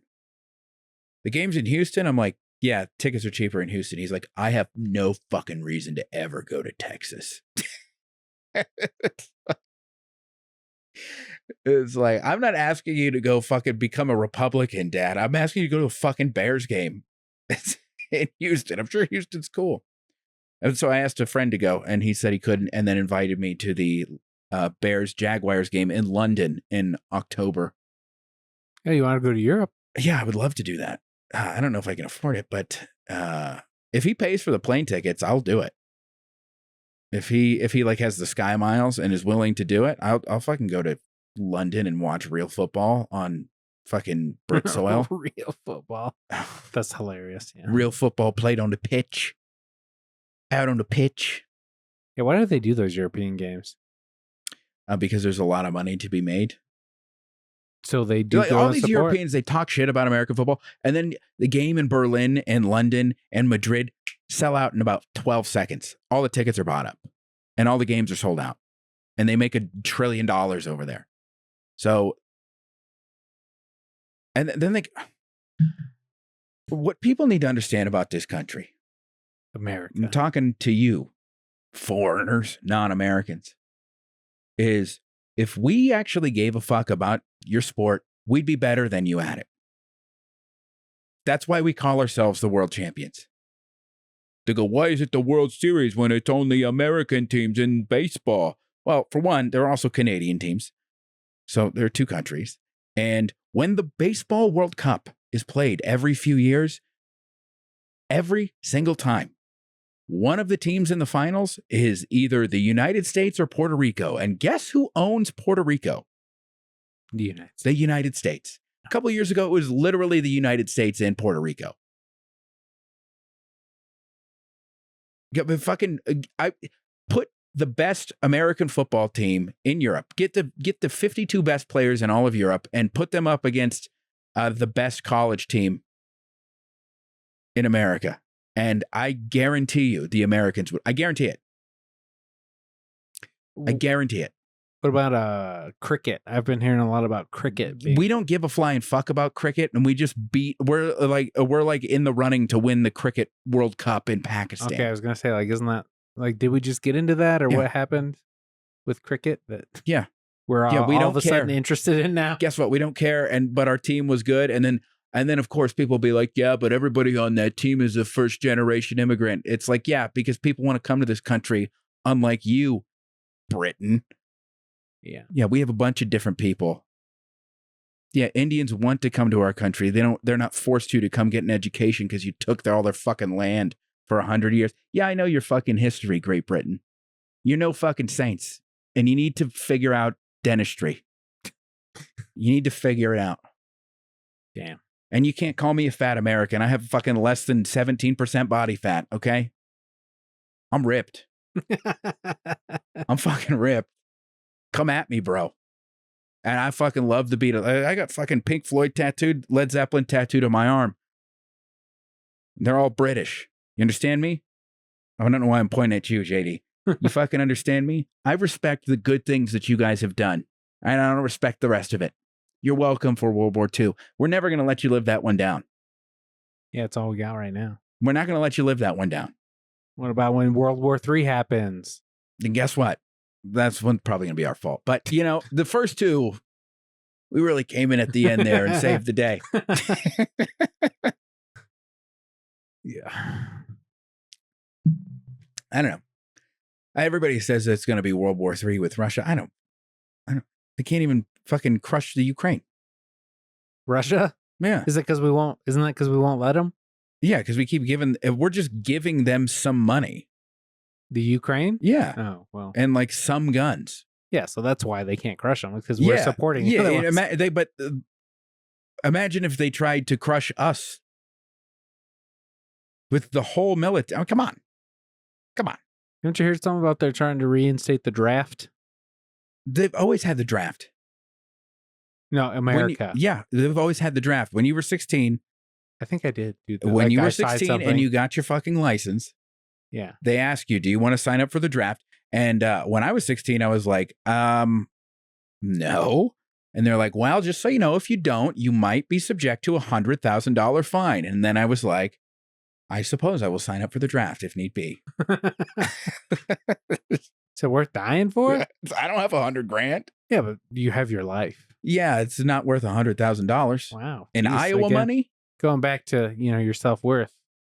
I'd rather be dead than trying to pay off $100,000 worth of debt. I mean, I doubt you have to pay it back. Yeah, because it's going to accrue interest and it's over. And that's when you go to Canada. And What would be your Canadian name? You have to change it from Ethan Everhart to Fleur. I'm not going to go to French Canada. Come on, have some respect for me. I'm not going to fucking. I'm not worth $100,000. I'm not going to fucking Montreal. Where are you going? I go to Toronto. Toronto's cool. Have you been to Canada? No. It's pretty clean. I mean, that's what you hear. It's clean. They have more trash cans in their city, so more people throw trash away. And granted, there are exponentially less people, but they pay some taxes, so people actually go pick up. It's very expensive to live there. I bet it is. But Toronto's cool. I've never been anywhere else. Well, I mean, I was in St. Catharines, but I haven't been to Vancouver or Montreal or Ottawa. Ottawa, capital. Ottawa. Or Saskatchewan. That's where Brock Lesnar lives. Interesting. Saskatchewan. All right. Well, if they reinstate the draft, I think we've aged out. I think it's like 35 or 30. 32. I'm only 30, so I haven't aged out. I'll be like Tom Hanks in Saving Private Ryan. I'll be the old teacher. You seem so much older, which you would be the Tom Hanks guy. I'd be the Tom Hanks. It's just crazy. Dude, I'm the oldest person teaching middle school at my school. I'm the old guy. It's so weird. It is weird.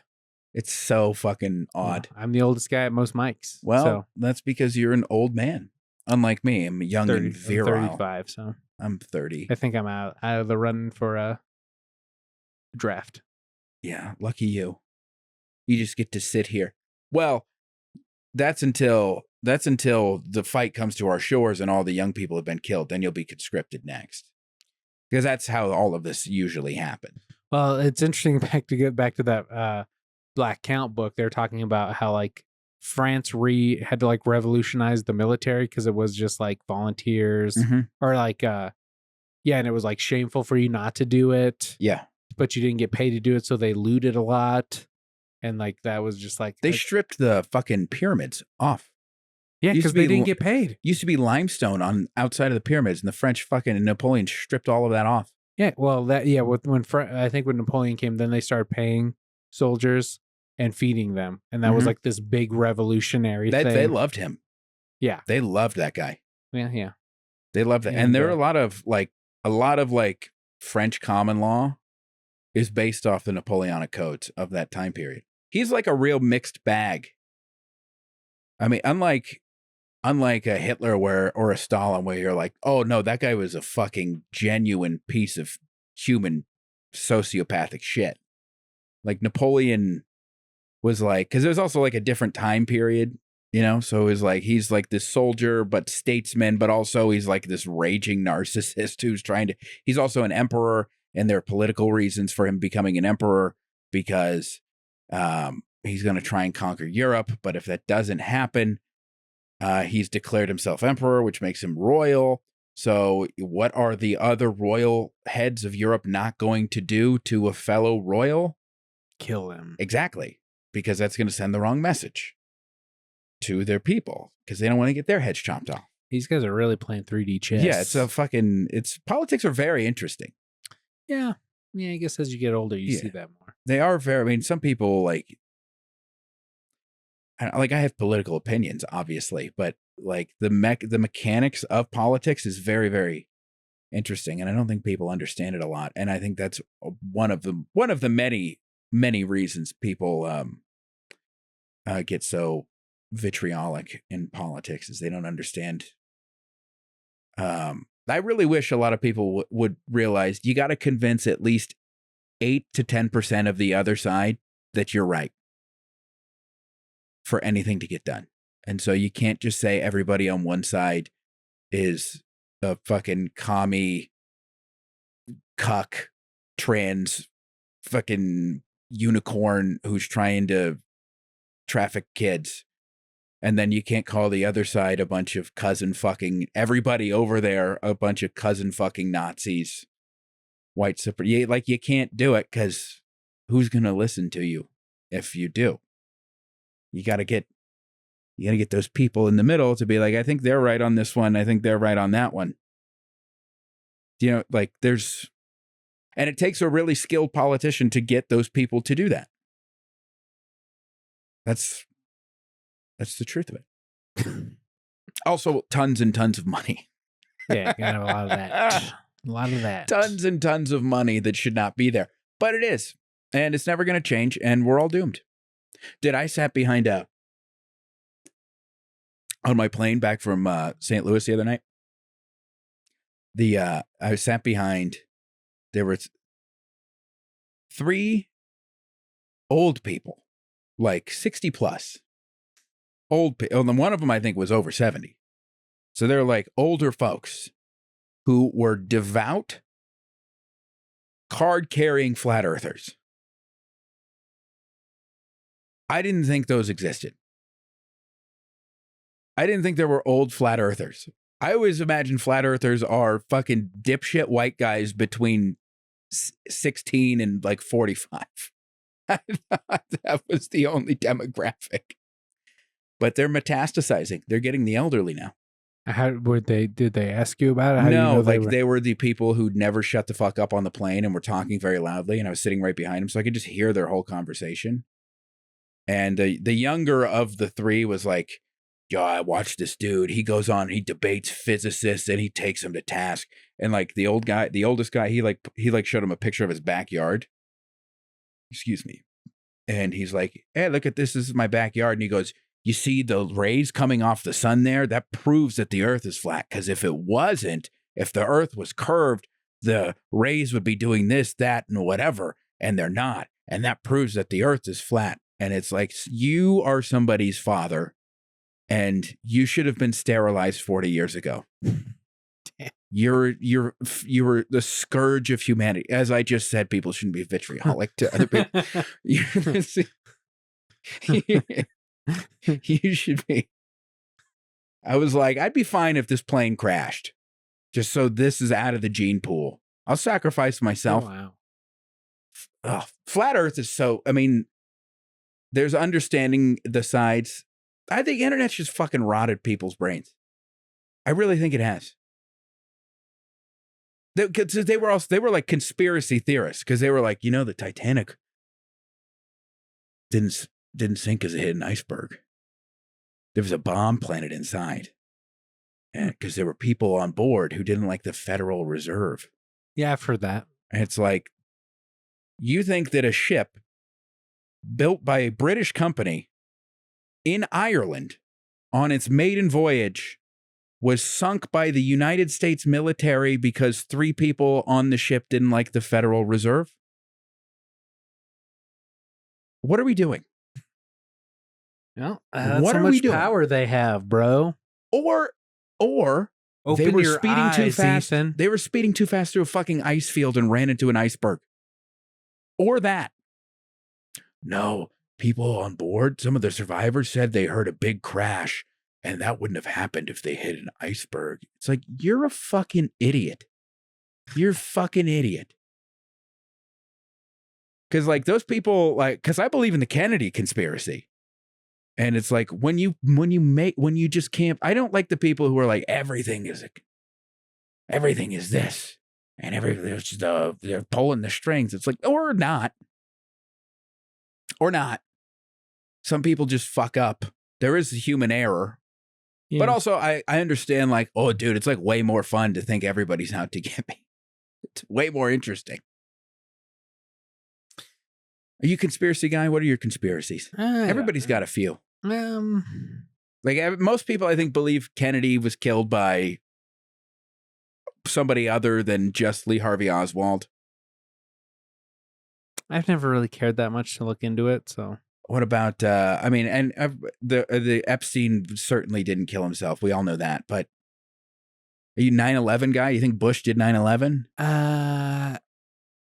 No, I guess not. I don't think so. You don't have any conspiracies? Not really. I'd like to think the Loch Ness Monster is real. Oh, come on. What are you, 6? I mean, it's a fun one. Is it? Yeah, it's fun to think there's like some, Why? like a magical creature. I'm into fantasy. You really are a 5-year-old.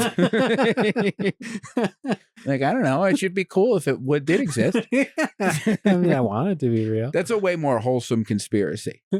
Of like, I just wish it would instead of the government's going to take away my TV. Yeah, it's like, oh, it wouldn't be fun if there's some magic in the world. There is. You're going to say Chicago Bulls football? The Chicago Bulls are a basketball team. And based on the way the Bulls and the Chicago Bears have played over the past 20 years, people would argue there is no such thing as Magic Johnson. Magic Johnson. He's proof of magic. He's had AIDS for 30 years and isn't dead. He had sex with lots of ladies. Like egregious numbers of ladies. And you know what? Good for you, Magic. You deserved it. You were pretty good at basketball. Do you know who that is? I mean, I've heard the name. I couldn't point him out. But do you know who he played for? The Lakers? Yes, I'm surprised. That's probably the only other basketball team you know, but I mean, I like the Nuggets. I can't fathom not liking sports. I like Carmelo Anthony. Okay. Is he still a Nugget? He is retired. Oh, good for him. How do you not grow up liking sports? I had kind of a difficult relationship with my dad and my brother, and they were really into sports. Was the difficult relationship the fact that you didn't like sports? I mean, that make it easier. Certainly didn't help. Yeah, it didn't make it easier. Say, I had a pretty good relationship with I still have a pretty good relationship with my dad. I was into like getting women and learning karate as a kid. That's what I wanted to do. Those two things usually don't overlap. Yeah, well, my life they did. I got all the ladies because I was a black belt in There was karate. I dated one au pair of a family that I taught their kids karate. Nice. That's all. I mean, and then I dated the sister of a kid I taught as well. So, I mean, there's some crossover. Really? Yeah. Yeah. I think it's all this about, like, you know, I mean, if I'm going with like game theory or whatever, it's like I was a leader. You know, I was the one teaching the class. I was leading it. You know, I was a dorky 18-year-old at that point. You know, but you know, I look cool teaching that class.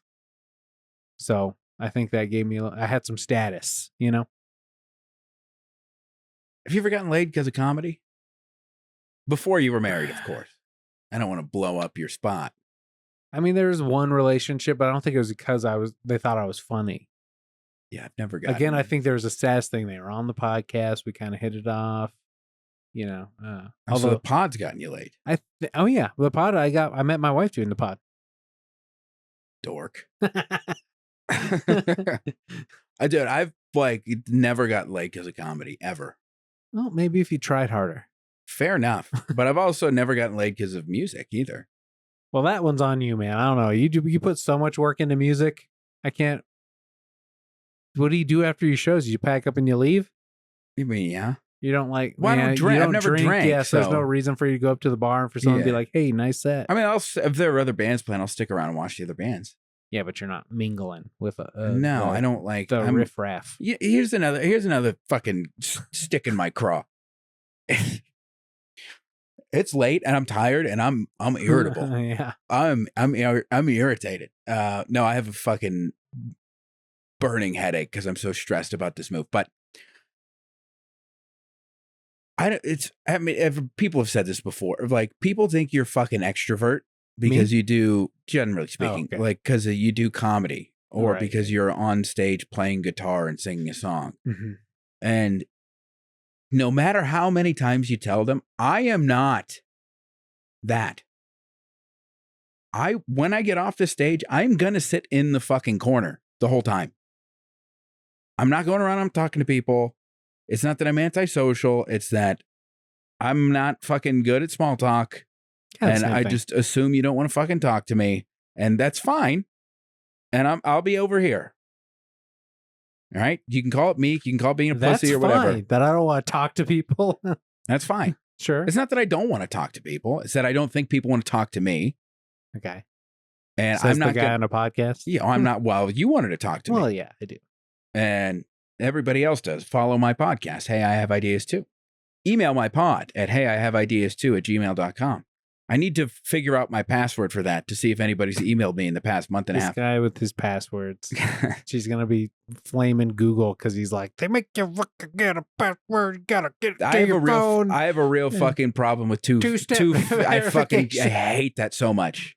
It's so useless. It does nothing. I hate it. If you know my password, you know my fucking phone number. All right. Okay. If you know my phone number, password is your phone number. Because my password is my phone number. No. But no, like, everybody's like, no, you go on stage and, you know, you just could talk in front of people. And it's like, no, I just figured out I had an aptitude for that. And I enjoy doing it. And it's a predetermined one-sided conversation. Stand up, yeah. Yeah. And like, I've been playing guitar since I was fucking 13. And I wrote all of these songs. I know exactly what I'm supposed to say. I know exactly what to play. And if things go off the rails, I know what key we're in. I can fucking solo over that. So, like, I'm proficient at my instrument. Mm-hmm. Like, I'm not the life of the party guy. And that's what people think you are when you go up on stage in front of people. Like the layman, of course. Other people who do it kind of get it. So it makes you mad that people expect you to be fun and you don't want to be? It's not that I don't want to be. It's that I'm not. I'm not fun. I'm boring. I sit at home and read books about Alexander Hamilton. Yeah. On a fucking Friday. But when you want to get on stage and talk, that's a choice. Yeah. I mean, you could do that with other people, not on stage. Well, I mean, so be charming in a way. Do you think you can be charming? No, I can only talk about can't I can turn only it on? talk about the Civil War and football. I think I can turn on it's certain people. Yeah, I can't. Every now and then I could be charming. I think some of this comes from growing up ginger and being told nobody will ever think you're attractive ever in your life for like 10 straight years. Sorry about that. I think that's probably part of it. If we're being totally frank. Well, maybe if you were a redheaded woman, people love redheaded women. Yes, they sure do. And if you just switch teams, you'd find that there are a lot more guys trying to get with you. That's fair. But I thought you were saying me just change to a redheaded woman. I'm like, I don't. Yeah, that's what I mean. Oh, yeah. Transition. You want me to transition? I mean, I don't want you to. I think it might. See how it goes. I feel like it would hurt to be penetrated. Well, and the whole surgery wouldn't feel very good either. Yeah. And I don't have a burning desire to have a pussy instead of a gigantic girthy cock, which I do have. Well, that would make one hell of a pussy, I hear. That huge cock would make one hell of a pussy. Yeah. It'd be deep. It'd be deep. Yeah. I don't. But the moral of the story is I am a fucking antisocial. I'm not antisocial. But I mean, quiet. it ends up being the same thing. No, it's not. Just because you don't shy. Talk to people. Yeah, but you're not being social. Just because you assume people don't want to talk to you. You're the opposite of social, which is antisocial. I'm not the opposite. I'll talk to people if they talk to me. Sure, but I mean, you end up sitting in the corner by yourself, right? Yeah, or with a friend. Yeah, so that's okay. That's different. Yeah, I'm not. I don't impose. You're not like holding court. No. Yeah, that's a little different. And I don't like that guy either. Yeah, well, I don't like that guy who just assumes that role. Because there are guys who are just like, it's like the leadership has been bestowed to them and it just kind of happens. But the people who are like, I'm gonna fucking hold court here, it's usually just you're loud and people don't want to argue. Did you ever think like if an apocalyptic type of situation happens that you would end up leading people? Like they'd be like, I would figure out, I'm just a natural leader, so I think I would end up in a spot where I would be leading people. They would naturally be drawn to me. That's what you think? Yeah. About me? About me. But I was asking you if you thought that about you. Or you think you'll just be a lone wolf? You would want to be in a group. You wouldn't be Book of Eli. You wouldn't be Eli and Book of Eli. You'd be. Well, I'd be like one of the people in Mad Max who's like leading. I'd be like the guy who leads that, like cult of people. I think that people die for me. I don't know. I'll lead if I have to. I think I know enough about social dynamics, and I feel like people would be drawn to me. That I could create a cult in an apocalyptic world. I don't know. This might be me. That sounds awesome. That sounds great. I think the best leaders are the people who don't necessarily want to lead because they want that lead not because they want to, but because they have to. Yeah, and I think I'd do that. Well, it sounds like you want to. I would reluctantly want to. Pretend reluctantly. I would. Like, I wouldn't want to, but I would. Yeah, I mean, I don't know. I'm Harry Potter. Well, I'm not Dumbledore. I'm Harry Potter. Also, all the great leaders had incredible powers of delegation.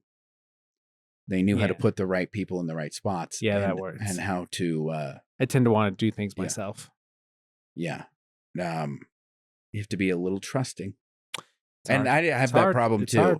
I do have that because I've been in positions of power in jobs where somebody's not doing the thing you want them to do or doing it the way you want them to do it. And there's that part of you that's just like, fucking move, I'll do it.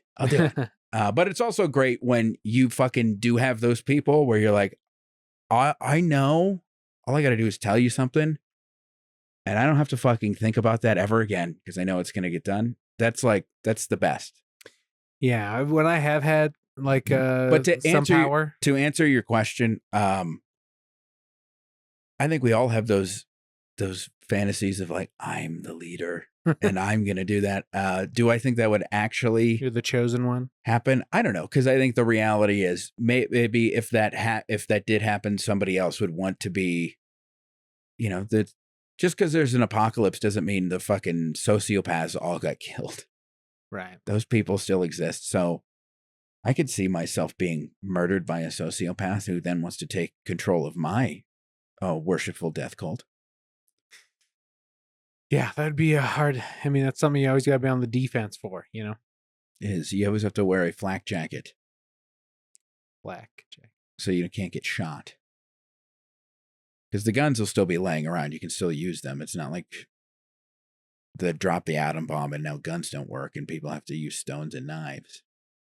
I mean, it should be more brutal for sure. Be more shooting. Do you ever have dreams of like a solar flare? Sunset, my band. No, it's like a solar flare that like emits an EMP that destroys, destroys the internet, and No, it I like don't wipes the internet clean. I mean, I know that's a possibility, but I wouldn't say I dream about it. Dude, wouldn't that be awesome for like a week? No, it'd be terrible. That'd be great. It'd be the worst. I wouldn't Your know whole- what the weather all- was. all- You don't no, know what. No, I'm looking at this from a purely selfish point of view. All of your fucking history, online history, gone. I'm not doing anything in my history that I'm worried about. Really? All my podcasts would be gone. Yeah, but then you get to start Nothing- over. But I have And then you don't have to worry have a about great track re-editing record. them. Have a Well, great track just an record. EMP is not going to break that picture. No, but it's going to get rid of all the pods I did. So, Well, I like those pods. do you go back and listen to them? Sometimes. You do? It depends. You're crazy. Yeah, There's your clip. debatable. There's your clip right there. You're insane. I mean, if I have like a recurring guest, someone coming back on, I'll go back and listen. Or like, Well, that's one thing. yeah. That's I mean, I'm not due just sitting diligence. there You're re-listening just all being the like, time. no, I want to listen to Ethan the first time. Yeah, sometimes I'll go back and listen to like the very first episode or something just to see where I was, or sometimes I'll go back to a random episode and just to see where, remember where I was and what was happening at the time. When I was doing clips, I would listen back to the podcast. I would post it and then I would listen to the whole thing. And then I would just write down the timestamps of things I thought would work for a clip. But I haven't been doing that, obviously, lately. It's a lot of work. And It is a lot of work. I run shows and I have a real job and I don't respect podcasting. Yeah, at all. I mean, that's obvious. Yeah. I don't at all. It's I wish I had money. I wish I had money to just pay somebody to do it. More money, more problems, huh? No. No. Mo money, different problems that are less stressful than no money. Yeah, that's for sure. All right, man. Well, I appreciate you coming down. It's getting pretty late here. So we'll Oh shit, it's 11:30. say good night. Fuck, I didn't expect to be out this late. Yeah, me either. Oh my god. Well, that's what happens. You talk about dreams of an apocalypse. You go down a rabbit hole. Yeah, the apocalypse would be sweet. All right. Yeah. Well, you already kind of plugged all your stuff. I don't know if there's anything else you want to let the people know about.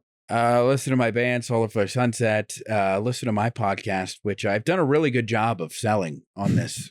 How I hate podcasts and my podcast sucks. I read this really funny screenplay that JD loves at the end of every podcast. Yeah, I do fucking shows all over. I'm at the North Carolina Comedy Festival in September.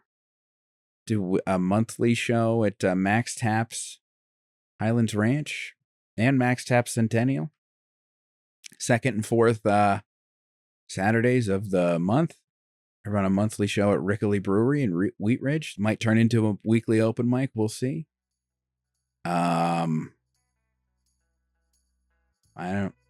I'm going to New England. Yeah, I'm going to New England in 2 weeks. I'll be doing a bunch of shows in Massachusetts. So if you've got listeners in Hyannis, Mashpee, or Boston, Yeah. Check out him out. and check me. Yeah. Tell him you found him on Left Hand Right Brain. Let him know you support. Tell me how fucking sexy I am as a ginger, so I never forget.